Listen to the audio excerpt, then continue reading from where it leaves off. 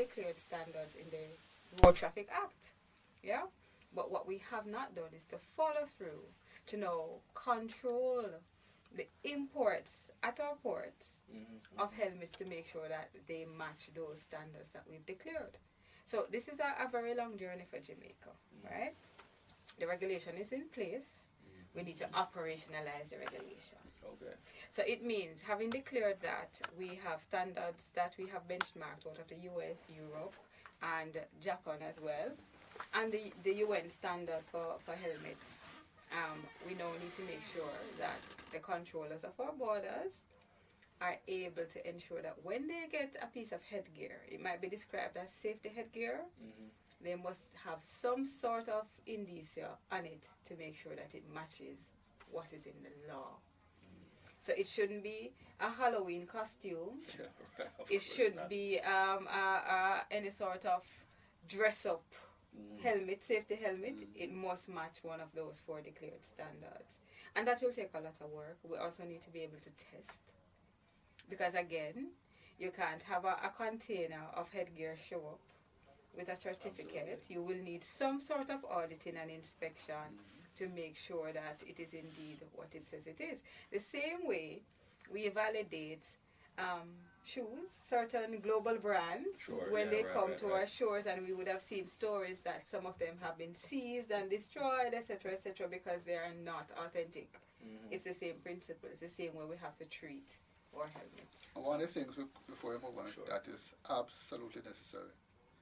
There's no point in you wearing a standard helmet. Pop it on your head, looks nice, pretty, can take a camera, take pictures. I don't fix. You don't fit it properly. You don't fix the thing under here, under the chin guard. Because if that drops off, if you drop on the ground and it's not a fix, the camera's that's a dark near me a supper. Well, more like road near me a supper. Yeah. But yeah, so I mean, I guess it begs the question for me then. I mean, I'd like to assume if, let's say, I'm going to go buy a bike and I have my bike and I say, right, I'm going to buy a helmet now. All right, you see some helmets over there. How do I know that this helmet meets particular standards? Because my assumption would be that if I'm just as a consumer going to buy a helmet, the assumption is that it must, meet whatever standards. And that's why this partnership is so important. Because one of the things that we intend to do is to make sure that when people, well, 2 things. And we've been discussing, this is not in place as yet. You remember how there is some more goods in the market? So we're thinking about making sure that if you purchase a bike, you have to purchase a helmet. I have to purchase an approved helmet. Absolutely. So we have sent helmets, we have bought helmets on the market and sent them to England to be tested. So the question is, can we organize testing out here within the Caribbean? What's the best method of doing that? But it's our intention to not only send people to go and buy a helmet. We have to make sure they are purchasing an approved helmet. Right. So we have to be testing from time to time. All right, so that's going to be a key part of the project going forward to ensure that you are able to say, this is an approved list of helmets. For argument's Here's sake. what to look for. Here are the features. This is what the label should say. And that's how you know that it's an authentic, certified helmet. And then, as Dr. Jones said, this is how you fit it. Because that's the other side of the coin, actually wearing it consistently. Many of our riders have said, you've done some research to tell us the work that we need to do with our riders, right? And many of them have said, yeah, if I'm not going to ride too far, I don't want to put it on. Okay. Or, if I'm giving my neighbor a ride, I don't insist that they wear a helmet. They won't have a helmet. They don't ride a motorcycle or drive a motorcycle, as the law says. No, So it's a whole ecosystem that has to be built. We have to look at availability and importation. We have to look at testing and maintaining standards. We have to look at use. We also have to look at affordability. And we also have to look at the infrastructure that the motorcycle driver is using. You mentioned a bunch of things. We're going to go through them individually, but then I guess as a layman, because naturally, if you're concerned about road safety, the question that must be begged, or the most obvious question is, why isn't all of this already in place, and why is it so? It seems like it's an uphill battle in some ways to make sure that they are available. Again, it's numbers. So 90% of those who are there on our roads do not wear helmets. 90%. Huge number. Why do not wear helmets? That's what your question addresses. Why? lots of different reasons. So that is something, and Claudine, when you talk about a survey we did recently using Don Anderson, who's the foremost expert on matters like this. So we have to try and convince people that it's important for them to wear a helmet. It will save your life. It will prevent you from being injured. And part of the problem, as Claudine was saying, that the reason why so many people not wear helmets, part of the reason, not the entire reason, is that they think that was going around the corner. Nothing will happen to them, which is the farthest thing from the truth. People die within close proximity of their homes. And they die because they think it was going around the corner. They don't need to wear a helmet. Same thing with the seatbelts, you know. Although we are diverting and digressing. Same argument holds. And then one more thing, you can't mention helmets and don't talk about slippers. All right. Okay. So the slippers thing don't work. No. and the no helmet crew don't work. Right. So basically we're just having a lot of persons not wearing helmets for whatever. They just don't feel like they need to. They don't feel like it's important. They just feel like they just wear right around the road, around the corner. And simple thing, I don't need a helmet for that. In your slippers. And they get mangled injuries when they crash. Because the slippers, there's no protection. Slip off the thing, and then you over accelerate or whatever the case may be. And your foot get mangled when you crash. And your head get mangled when you crash. Looking at the camera and tell them when they have to tell them. Yes. No.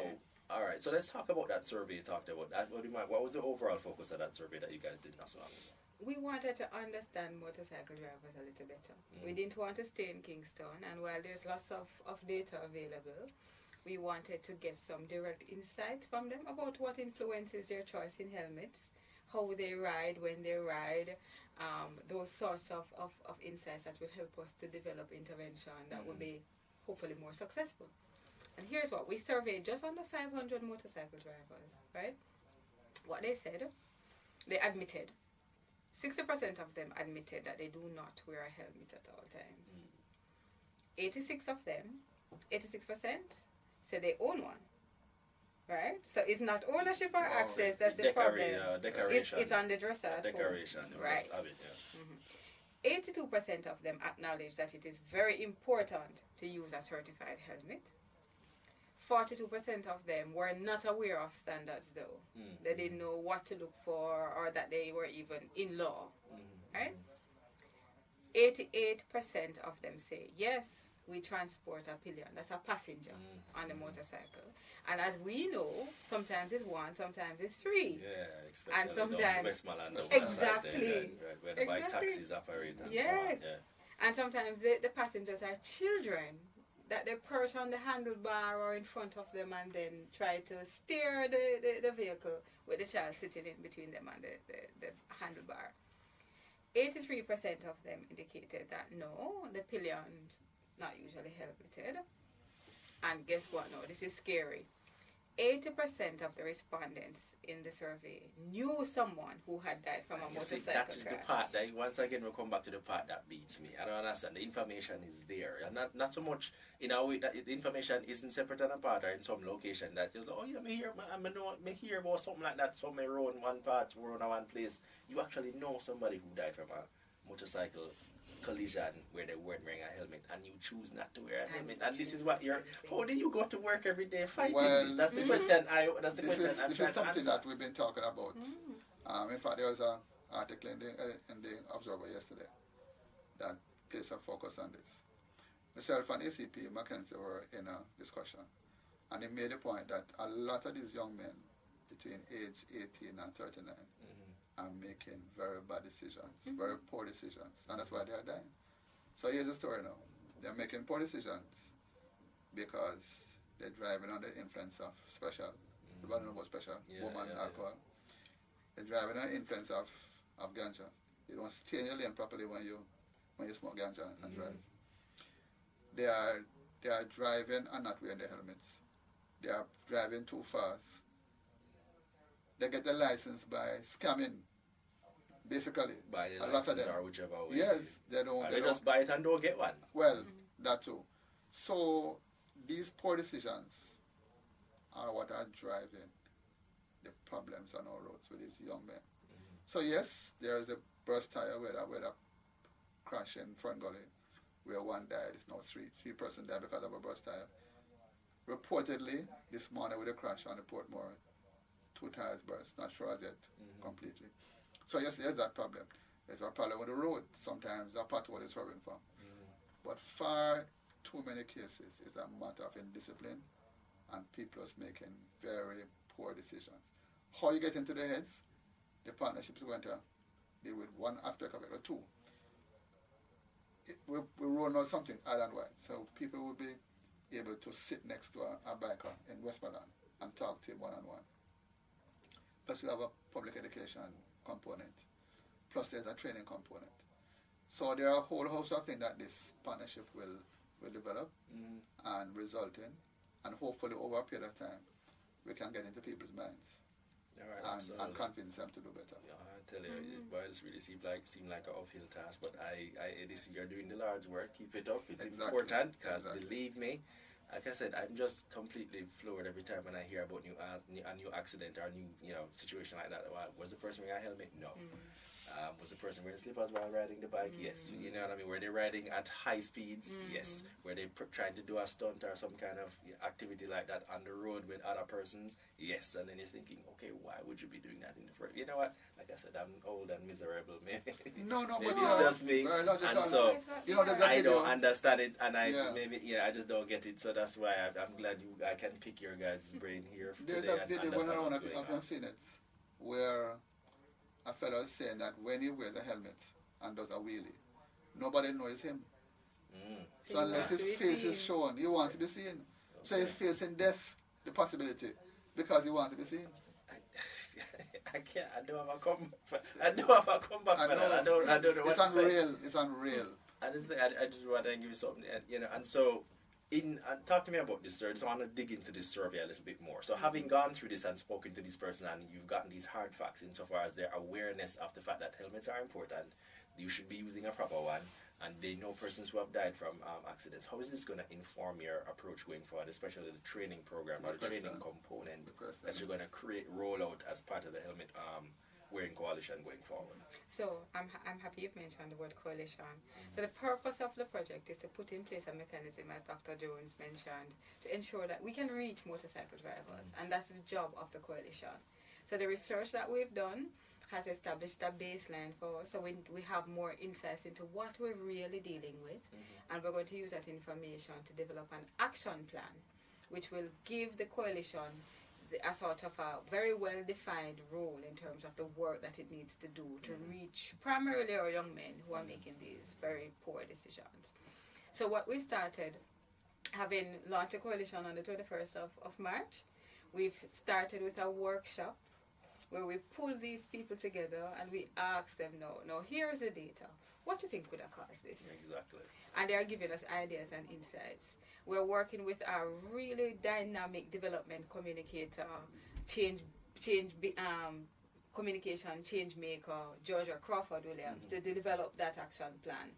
And we have a series of follow-up workshops being planned, where we're going to now go to Westmoreland, go into the communities where the bikers are, and sit and ask them, so this is what you do, why you do it. If we say do something else, if we say to you, here's how you read a helmet to know if it is certified, would you understand that? So we're going to test the messaging. We're going to test the content of the capacity building sessions that we want to do, and we're going to see if what we're doing are things that will stick.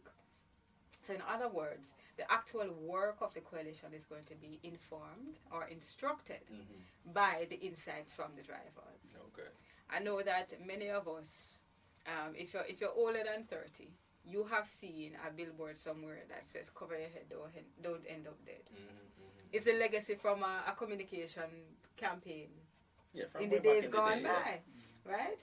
So we know that campaigns and public education efforts have been made, but we have the problem growing. Exactly, and that's which the means we have to do clearly different something. There is a disconnect somewhere along the pipeline where we're growing, because 43 motorcycles have died for the year so far, compared to 32 last year, and I guess and probably 20-something the year before. That would be the question I also had, based on anything that you've come across or just maybe in discussions with the bikers themselves and motorcyclists.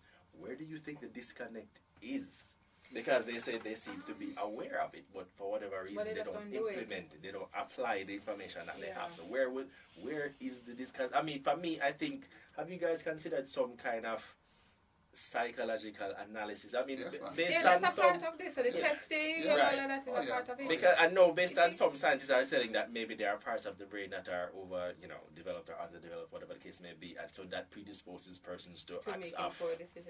and And if you recklessness, exist, etc. right, if you exist in an environment that is not nurturing to good decisions, then what are you going to do? Yeah, exactly. So to keep each other safe and to have a safe society, we need certain things. We need systems, we need laws, we need tools, we need information, we need reinforcement, and we need each other. So this is not a solution that's going to come by because of a single isolated initiative that JN or Absolutely, the NRC yes, of does, course. It's right? Not, it's a holistic. It's a holistic response that we because need. if you can go in a school and teach a water tank, you're doing a madness. Yeah, that's true. I guess that's the reason we have jails for that. Right? The fact that we have jails tells you that there's a need to There's police a need and to deal. do. Exactly. So And I think too, a big gap that has happened where you see the numbers changing is that culture and values have changed. And I think as the culture evolves and the values change, so too has the efforts, the interventions that need to reach the people. What was important to a 21-year-old man 10 years ago you're right. is probably very Completely different now. No. And the 20-year-old man who lives in Petersfield, Westmoreland, who operates a bike taxi, has different values Right. from the one in Kingston, who is a courier, who rides and delivers food for a fast food chain. Right. So you really have to be relatable. You have to tap into the circle of influence of the drivers. You have to find out what is important to them. What do they want to live for? Do they want to live? Do they see themselves having a future beyond 25 or 28? Right? What the data tells us now is that it's the young men, 19 to 29, half of the motorcycle fatalities is them. And if you think about those years for a man, this is where it makes... Most productive and you're active, you're up and down, you're supposed to be making the biggest contribution, at least laying the foundation to... And starting a family and settling down and stuff. Right. Not It's not taking happening. stupid It's not risks. happening. Exactly. And it's not just enforcement alone, because police will seize the motorcycles. And And then they have seized a lot of them. And they buy another one to buy money. So they're another challenge. Yeah. They have money. Yeah. Well, that's true. Yeah. Yeah. Some of them anyhow. So we would like for them to use some of that disposable income to purchase proper headgear, proper footwear, Right. and that nice looking jacket. We know that it Yeah, is because I was hot, about to ask. I know right? that the helmet is obviously It's a base. essential, but Right. it's more than that. You it's have more the, than that. the riding, I guess the suits, if you want to call it that. There's things that protect your body. Yeah, man. When you slide and fall, you don't get chip up on all these things. Yes. It's a culture you have to develop, a culture A of culture of safety. safety. Yeah. So, all right. The whole culture.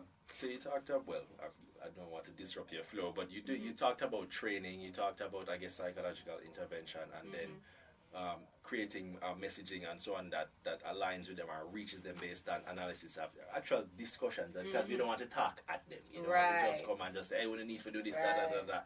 All right, so I guess for me then the next question would be, how will you measure? Well, apart from obviously a decrease in the road fatality numbers, beyond that, how would you measure impact and success and that kind of thing? How would you be able to track it? So we've been very blessed. The initiative has had good support from government and also private sector. We have, for instance, on board Total Energies with a network of service stations across the island, places where our bikers go to fuel up. And so we're going to deploy, working alongside them, the service clubs, the other entities in civil society who are working at the community level. We'll use those entities to collect information to see what is happening. Anecdotally, we have found that sometimes the bikers don't want to declare. They will come to a training session, they will listen to you, they will take a free A helmet. flyer or a pamphlet or whatever. Right, but they don't want to give you information to say, you know, I'd like to check in with you 6 months from now to see if you're wearing the helmet. They don't want to give you their information. So it means that we can't rely on self-declaration to do the tracking and monitoring and measurement. What we're going to have to do is be very agile and be open to anecdotal information and also pulling information from other sources. And then we triangulate the data and see if it's having an impact on fatalities. Okay. So that is one way. The measurement for us is also going to include the number, the enrollment in the capacity development initiatives. The measurement is going to include whether or not we are able to operationalize the requirements of the Act by the end of the project, or have a solid plan to operationalize it. And we're looking for opportunities to partner internationally and otherwise to help Jamaica to do that. So the Bureau of Standards, there is an agency which emerged from the Bureau called the National Regulatory Compliance Authority. They are mandated to do things like inspect and test. We would love to be able to find a way for them to have the resources that they need to do that, and maybe not even test only for Jamaica, but to test for the region, because we found that other Caribbean countries don't have these things in place either. Guyana was the one that we saw at the front of the line with respect to the work to getting those things in place, the systems and infrastructure needed to make sure that our road users are safe. So we want to leave that kind of legacy at the end of the project, so that Jamaica is in a better place. Our young men are smarter. Absolutely. And we have fewer fatalities. Right. And I guess it might not be the thing that everybody wants to talk about, but inevitably enforcement has to be a part of the overall thing as well. You know what I mean? So talk to me about how is the partnership with the JCF to make sure that because you see so many persons ride off with no helmet, and that enforcement has to be part of the thing as well. All right, so again, context. What is driving road safety across the world now? Something called safe systems. So you have to have safe roads, safe speeds, safe road users, safe vehicles, and an efficient post-crash system. So if you insert enforcement into that now, it's safe speeds, essentially. So it means that we have to and are working in very close collaboration with the police, the JCF. Everybody knows about ACP Mackenzie. Interestingly, the new Commissioner of Police, Kevin Blake, during a press conference held 2 days ago, identified road safety as one of his priorities. I don't think I've heard a commissioner speak so forcefully and so early about an important issue like road safety, because we're talking about the second leading cause of violent death in the country. So always when we're talking about road safety, we have to ensure that people understand the importance of this, just below murder. So it's a critical thing in terms of enforcement.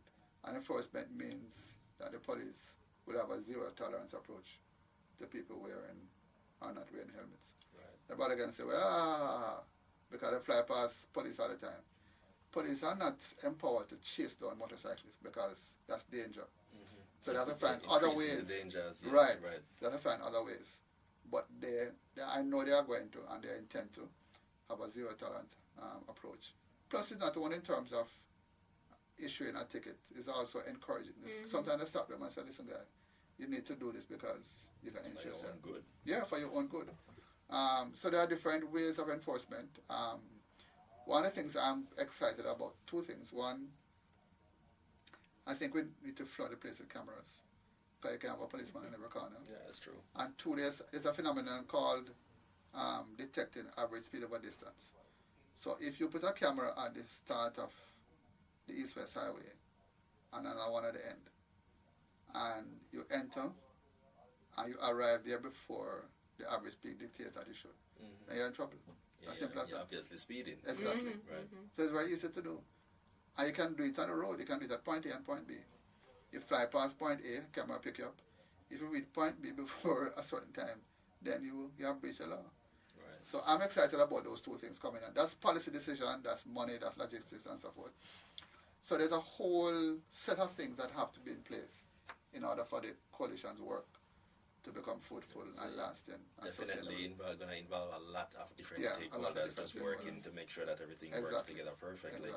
Now, let me ask you this though, in terms of, as a member of the public, how will I see the program in action? What would be some of the more tangible representations of the program in action that I will be able to say, oh yeah man, see them about some work for try, make sure so the man them start wear them helmet and so on and so forth. How will I see it? I mean, because it seems that there's a lot going on, but it's not necessarily things I am going to see, because you're going to have the discussions, you're drafting your action plan, you're having the conversations with the riders, you're putting together these training programs that they're going to attend, somewhat. But then as a member of the public, I still keep hearing the statistics from people like Mr. Jones and so on, and saying, boy, too many of our motorcyclists are dying and so on. And so what will I be able to point to say, okay, yes, this is something that's actively being done to address this problem? Well, you should see the difference in the helmet wearing. You should notice that people are making a change. But also, you should hear us. Because a big part of the initiative, because we don't have 750,000 euros might sound like a lot of money. It really isn't, not for the scope of the issue. So one of the things you will notice is that you will hear us engaging about the issues relating to this matter. You will hear us talking about the regulations that need to change. You will hear us pleading and hear the women and the other people, the circle of influence of the motorcycle drivers, pleading with them to make different decisions. You will hear our policemen educating you, because you're a man, so you can educate somebody else about the helmets that are certified and why you have to wear it, right? And you will see it visibly in public spaces as we try to reinforce the message. One of the things that we want to make sure that we do is incorporate an accountability framework with the action plan. So once the action plan is drafted and approved by the NRC and by our funders, we are going to have some milestones that we will consistently communicate. I think that Jamaica is very literal. We want to know, don't bury the message in anything cute. Exactly. Just tell us. Just like, wear your helmet. Yes. So big and bold, it right will there. be out there, and you will see the milestones that are achieved for the initiative. So we plan to make a big deal. We want to shout it from it. Yeah, you said something you kind of sped past it, but as you said, the primary, for lack of a better phrase, culprits is the men between 18 and 29. So you definitely need to loop in the women and convince them to tell them, because inevitably they are typically the pillions on these things, and no helmet while the man is riding at 400 miles an hour doing wheelie and all these things. And so they're going to definitely have to be a central part of the messaging as well to share that. As a man, I can tell you, if you convince them to tell the women to ride slower so that they can arrive alive, circle of influence. Yeah. And it's a simple question for us, and this was from a colleague of mine at the foundation, Chevalier Peters asked. She said, imagine a poster, really nice bike, good-looking driver in his helmet, well safe, and then his pillion in a little teeny weeny shorts, and she don't have on a helmet. And just put the word under there, love, with a question sign. Awesome. Because is he protecting his partner by allowing her to be transported on the motorcycle without her helmet? I would go one step further. So we need to get Shensi and Spice on. Absolutely. You say it like I mean, I would go a step further. I would show the man show the man looking at the young lady with a different young man, while him under the ground, she's along with the next young man and the next person. So here now, answer the point. Exactly. Because clearly, while you ride and crash and kill off yourself, you're going to live her best life with somebody else. You want to see our next man raising your children? And avoiding traffic too. Because she has a car. Because after she goes through this trauma with you on the bike, she will upgrade to a man with a car who can provide and protect you. I'm just saying, you're going to have to get real creative with these messaging, because it's really important.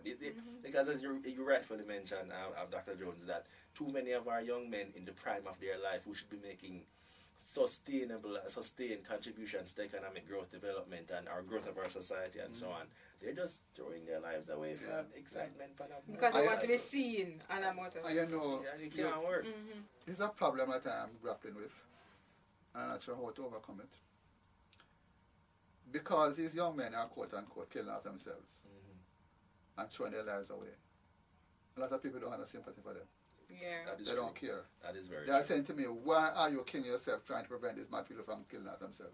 So just let them kill Just themselves. let them kill themselves. But unfortunately, they don't just kill themselves. They kill affect the other people as entire well. Yes, well, that too. But you can't leave Yeah. people to kill yourselves and because you have to be a brother's keeper. That's true. And you have to remember too, there is a cycle, a domino effect. When there's a crash and a biker gets taken to the emergency room, the people who were there before, because of natural diseases and so, they get left behind. So the resources are invested in saving that young man who should have made a different choice. And another one is coming right behind him too. And, Absolutely. Yeah, so it affects all of us. It doesn't. There's nothing that happens in society that is in a bubble and don't affect nobody else. Are you as once again something that you mentioned, but once again the impact of these on our public healthcare system. You know, Right. the fact that it costs Cost the, of care is it's blood draining. bank, things like the blood bank and things that we already have challenges collecting blood and so on and so forth. Most of those blood have to go to persons who are, you know, victims of unnecessary vehicular collisions. Then that's blood that could go to somebody else. Somewhere, yeah. And,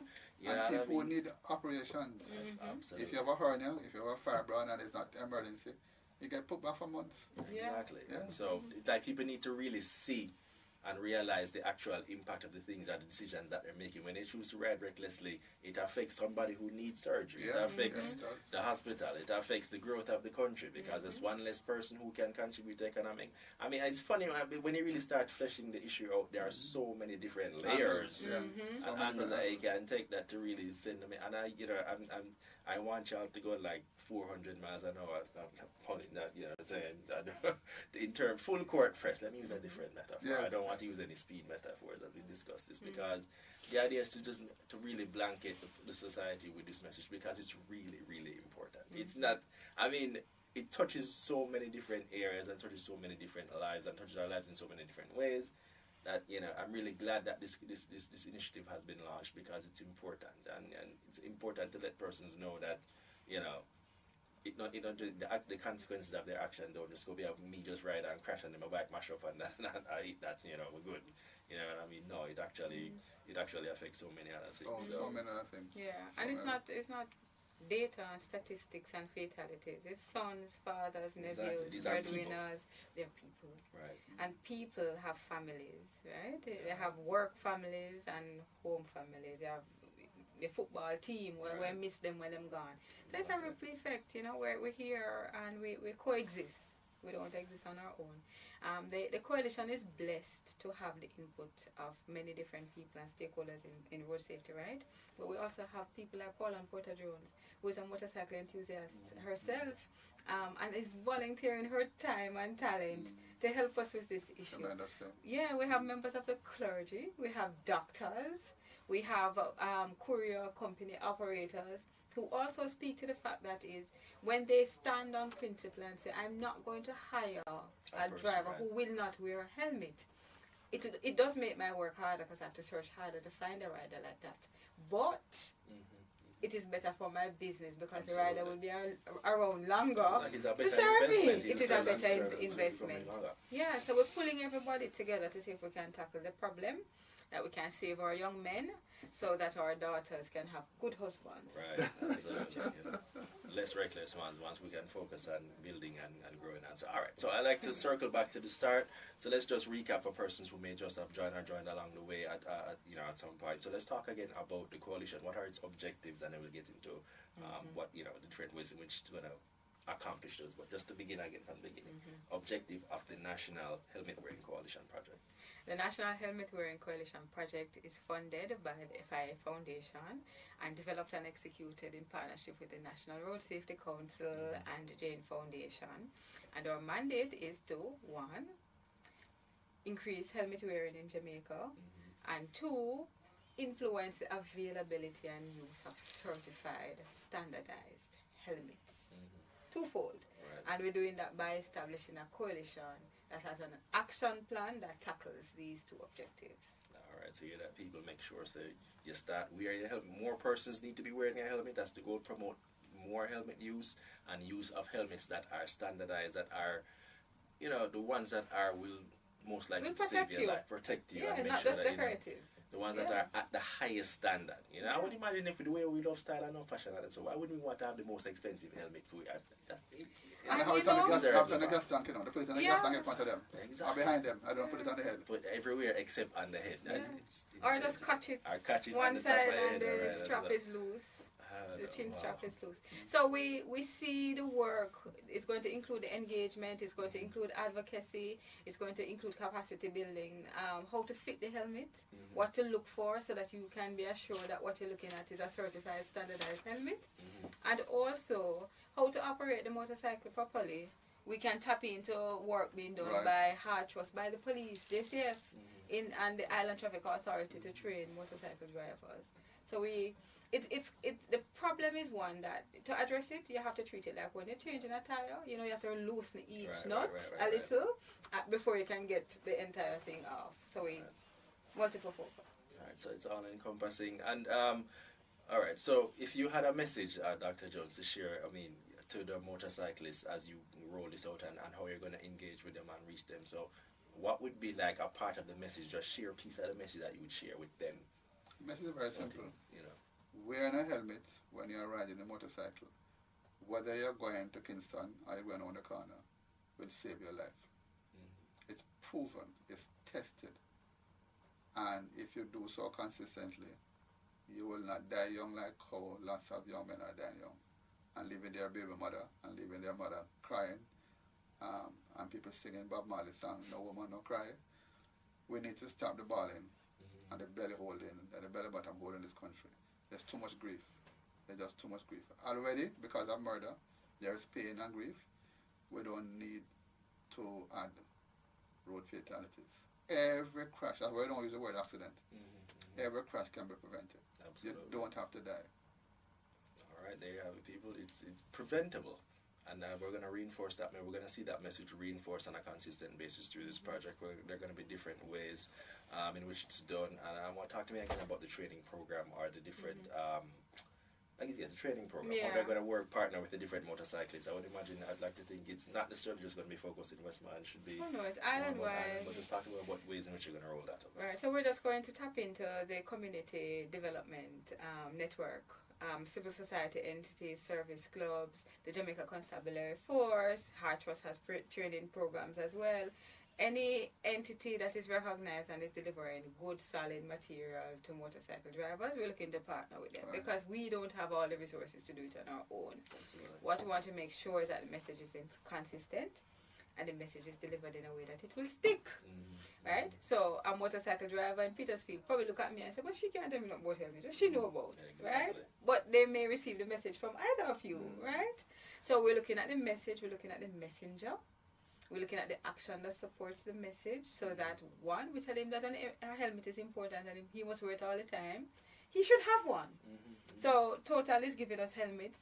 The Live Good program out of the Ministry of National Security, thank you email, thank you PS, they've made helmets available as well to sort of augment the capacity development initiatives that we're going to have. So it's a power of partnerships to get the message out and to get the behavior change. Yeah, I do believe the Prime Minister announced that they're going to be giving out some helmets as well. Yes, he did in budget last year. Yes. So yeah, there's also that. So if you can get something to give away, and you know, there's no excuse then. If you have one, if you can get one free, then hey, all the more reason. Yeah. All right, guys. I think we could sit here and talk about this topic ad nauseum. As I said, really, when you really start fleshing it out and going into it, you realize that it is very multifaceted. A whole heap of things connected to it. As simple as you see, the simple of just putting a piece of, well, not just a piece of plastic, but a piece thing, the implement or device on your head, and how that saves so much for the country, helps the country, benefits the country, saves on the healthcare system, improves economic growth, makes sure that we have men to actually grow up, raise families, marry women, and consider propagation of our country and our culture and so on. So there's a lot more to it. So kudos to you and everybody who's involved and all the work that they're putting in to make sure that it gets done and make sure that the message out there and reach. And I hope that by the end of the year, tell me, say, no more motorcyclists not dead. Yeah, man. Good news. No more than that, them get the message and them decide to start wear the helmet now. The power of JIS. Yeah, of course, that's what we're here for. Yeah. All right, people, with that said, I think it's time for us to wrap. Thank you to everyone who tuned into our discussion, especially those of you who had questions. We had a few coming in, not a whole lot today, but we had some coming in from Hate Crystal saying all bikes must be sold with helmets. I agree with you there, and maybe that's something that we can look into from a policy standpoint. It is in the RTA. Just need to operationalize it. And we had Andrea Wiley joining from Islington and Carmen Wright joining from Canada. So there are a lot of persons just paying attention to what's going on, and we really appreciate your eyes. All right. If you have any questions about the program and what the Helmet Wearing Coalition program is going to be doing, want more information, what ways in which you can partner with it, because I'm sure you're looking for support, and any kind of support is welcome as well. Drop a question in the comments, drop an information in the comments. We'll try and get in touch with the relevant person so you can get the right connections, all right? Now remember, our audience plays a major part in our show. So if there's anyone in particular you'd like us to have in our studio, let us know. We'll try to have that person in studio as soon as possible. Don't forget to follow us on Facebook, X, TikTok, YouTube, you name it. We're there. Just search for Jamaica Information Service and you will find us. And you can also search for the Road Safety Council as well. And check out Jane Foundation as well, because they're also involved in this. And they're doing a lot more work, but that's another interview for another time. All right, so we do this every week live on online on our different social media platforms. I've been your host, Vaughn Davis, and this has been Studio 58A Live. Thank you so much for joining us, and please have a wonderful rest of the day. Take care. Thank you.